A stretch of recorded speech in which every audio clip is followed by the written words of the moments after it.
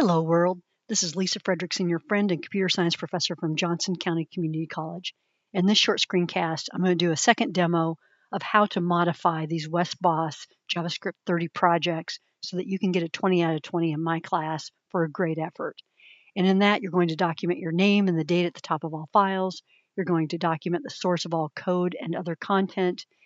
For example, if you got a picture or a sound clip from another site, you want to document where you got it from, what was new or challenging in the project, and then your significant improvements. So here's a solution to WestBoss's JavaScript and CSS clock. And as you can see, the second hand is sweeping through the clock and it's 3:36 p.m.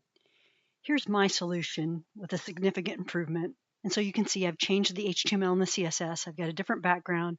I've got some different colors. And I also have the digital time displayed above the clock. So I decided to make the hour hand thicker and more prominent, deeper color yellow than the minute hand, and that thicker and a deeper yellow color than the second hand. So those were my improvements.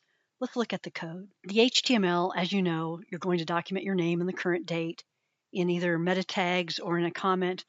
You're going to give credit to where you got all your content, and then you're going to add a comment about the things you learned or stretched your brain or the things that you changed. And there wasn't a tremendous amount of HTML in this example, but I did change some of the classes to IDs because I thought that was more semantically correct. For example, you use classes to put multiple elements in the same class so that you can style it to the class instead of to each individual ID. However, it's more semantically correct to identify the unique things in your web page with ID elements. And because we only have 1 hour hand, 1 minute hand, and 1 second hand, I decided to use IDs for those things instead of put them in the class. That also changed my CSS. And again, I've got my documentation for my name and my credits, and that translated to changes in my CSS. For example, instead of using class selectors, I used ID selectors for my hour hand, minute hand, and second hand because I had changed that in the HTML. But there were also many other new CSS things that I learned in this particular project, many new CSS functions.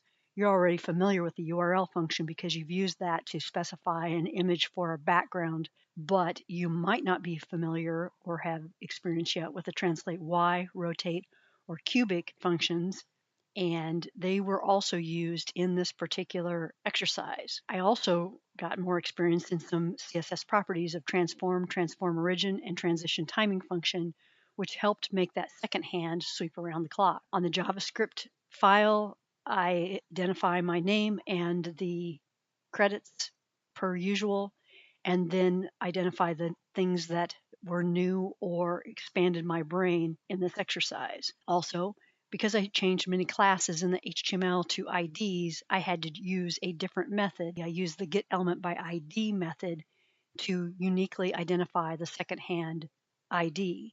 I also added another const called digital time to go get the element by ID digital time, which is this digital time here that creates the time above the clock. In JavaScript, though, my additional functionality was just this piece right here, where I added the functionality to display the digital time with an AM or PM suffix. And if the hour is less than 12, then the suffix is AM. If it's afternoon, then the suffix is going to be PM. And the digital time.text content property then is assigned to the hour, colon, the minutes, colon, the seconds, space, and the suffix. And all of that translates to that. Thank you.